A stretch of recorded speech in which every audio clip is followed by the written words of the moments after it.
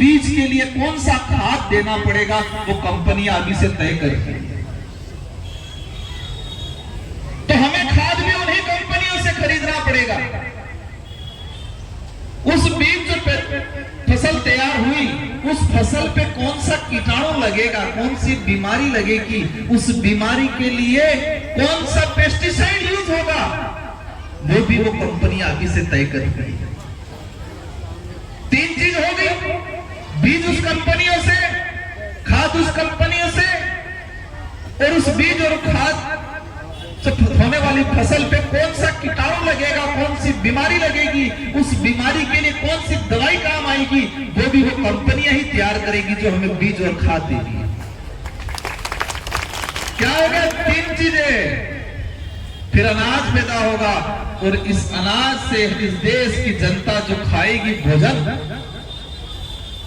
इस अनाज खाने से कौन सी बीमारी इंसान को होगी और इस इंसान के लिए कौन सी दवाई तैयार करनी है, वो भी कंपनियां तैयार कर रही है अभी से।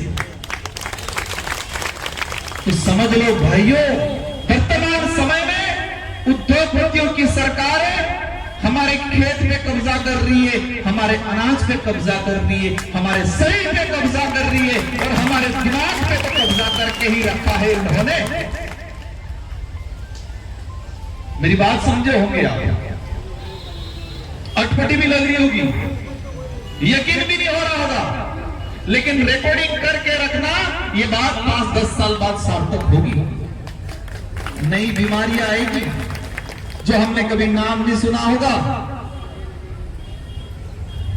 ये देश कृषि प्रधान देश है, और इस देश में अगर प्रत्येक साल 10,000 किसान आत्महत्या कर रहे हैं और यह आंकड़ा प्रति साल बढ़ रहा है, तो देश प्रगति नहीं कर रहा है, देश बर्बाद हो रहा है।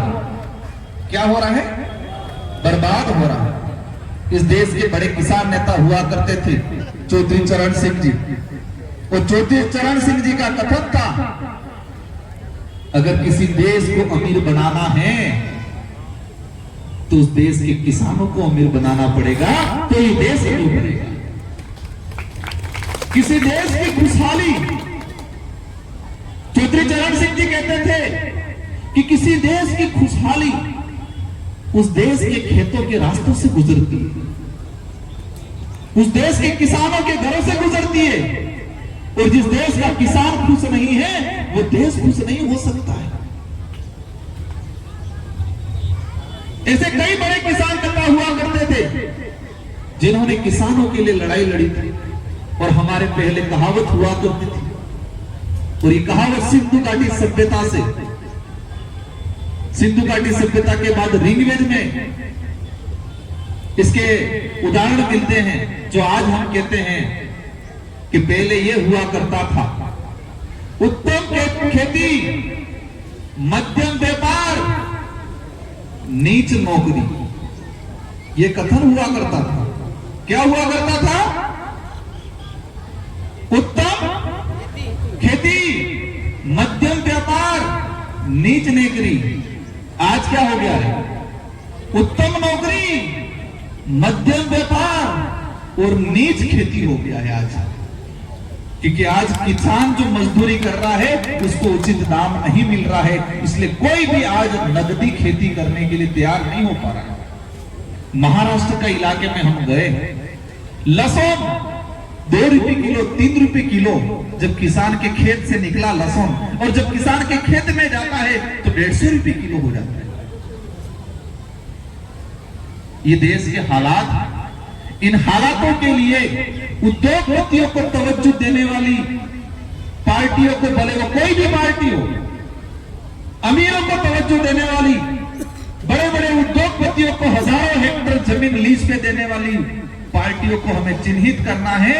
हम तो, मैं किसी भी मन से कहता हूं कि मुझे किसी भी पार्टी से कोई परेशानी नहीं है, लेकिन जो पार्टी आदिवासी, दलित, पिछड़ा, उस देश के गरीबों के साथ अन्याय करती है, उस पार्टी के खिलाफ हम खड़े रहेंगे।